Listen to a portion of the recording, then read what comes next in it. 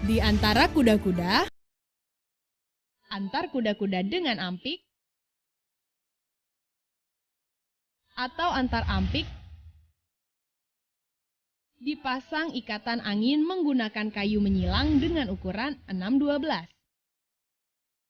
Dan pada sambungan ikatan angin dengan kuda-kuda atau ampik harus disambung dengan baut berukuran minimum 10 mm.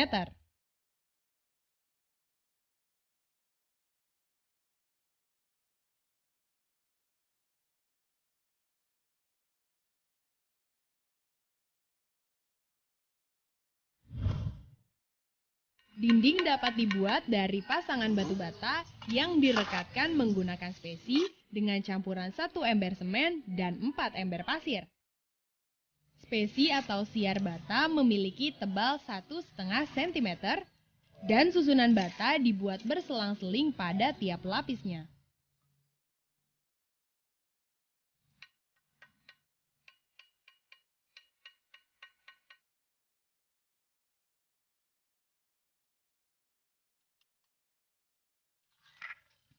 Agar pasangan bata lebih kuat, batu bata direndam terlebih dahulu di dalam bak air. Batu bata yang baik tidak mengeluarkan banyak gelembung dan tidak hancur bila direndam.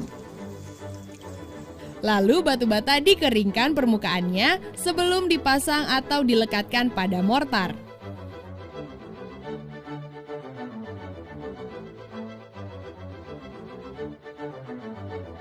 Nah, dinding yang diplester ini mempunyai plester ketebalan 2 cm yang terdiri dari campuran antara semen dan pasir dengan perbandingan 1:4.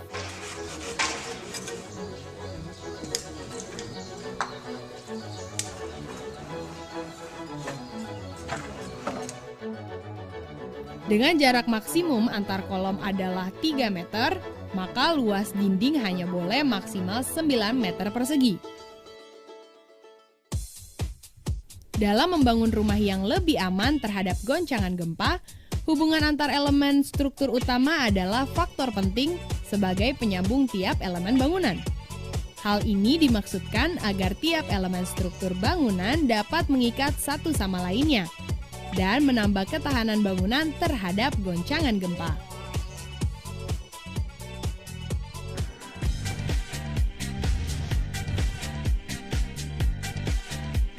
Balok pengikat atau sluf dihubungkan dengan fondasi menggunakan angkur-angkur besi berdiameter 10 mm yang ditanam dengan jarak maksimum setiap 1 meter.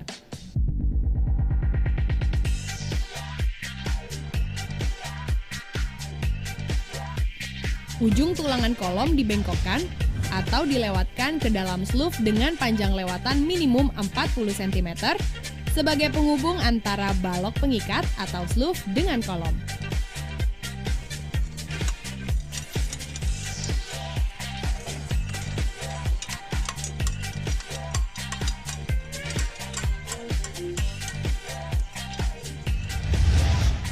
Untuk menambah kekuatan dinding, pada setiap 6 lapis bata diberi angkur besi yang berdiameter minimum 10 mm dengan panjang 40 cm.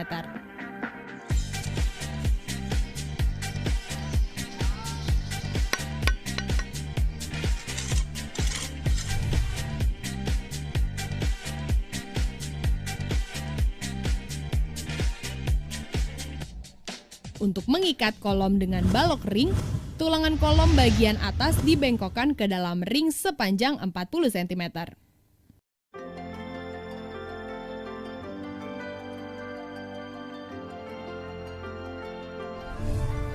Agar kedudukan kuda-kuda kayu lebih stabil, maka pada kaki kuda-kuda perlu dipasang angkur besi berdiameter 10 mm yang ditanamkan pada ring atau mengikat kaki kuda-kuda pada kolom dengan 2 buah angkur berdiameter 10 mm.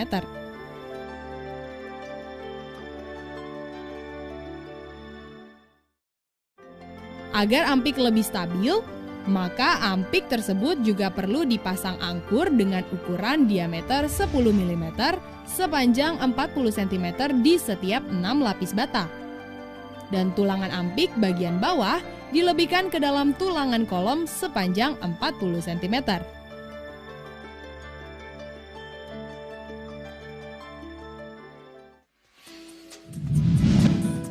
Dalam membangun rumah yang lebih aman, cara pengecoran beton juga menjadi salah satu faktor yang utama. Karena pengecoran beton tersebut akan digunakan untuk pembuatan struktur rangka pengikat dari bangunan sehingga dapat dihindari ruang kosong atau pori-pori pada pengecoran. Pori-pori atau keropos yang terjadi pada saat pengecoran akan memperlemah rangka tersebut dan akan membahayakan juga meningkatkan resiko terjadinya kegagalan bangunan pada saat goncangan gempa.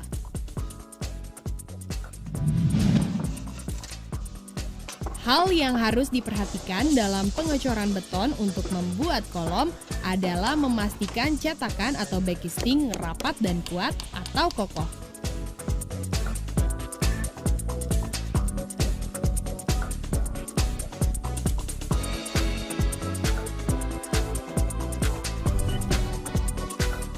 Pengecoran kolom dilakukan secara bertahap, yaitu setiap 1 meter. Pada saat pengecoran beton, perlu dirojok dengan besi tulangan atau bambu agar tidak ada yang keropos. Ya, di sini kita melihat cara pengecoran kolom praktis, ya, di mana setelah adukan beton selesai dilakukan, pengadukan, maka diangkut dengan ember dan dituang seperti yang terlihat di sini, dan setelah dituang maka diadakan pemadatan, yaitu untuk mengeluarkan pori-pori dengan cara memukul-mukul seperti itu, dan serta menggoyang-goyangkan sedikit dan memberikan rojokan-rojokan dengan bambu atau besi tulangan. Dengan demikian maka diharapkan nantinya beton bisa padat dengan baik dan pori-pori bisa keluar sebanyak-banyaknya, sehingga akan terjadi beton yang sangat kuat. Pelepasan backing minimum 3 hari setelah pengecoran. Untuk memudahkan pelepasan backing, maka kayu boleh dilumuri dengan minyak.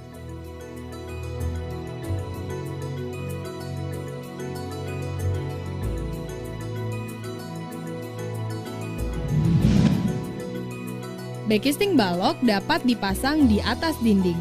Pada balok gantung, maka backing harus diberi penyangga. Penyangga dapat menggunakan bambu atau kayu yang cukup kuat. Untuk balok yang menumpu pada dinding, backing dapat dilepas setelah 3 hari. Sedangkan pada balok gantung, backing baru boleh dilepas setelah 14 hari.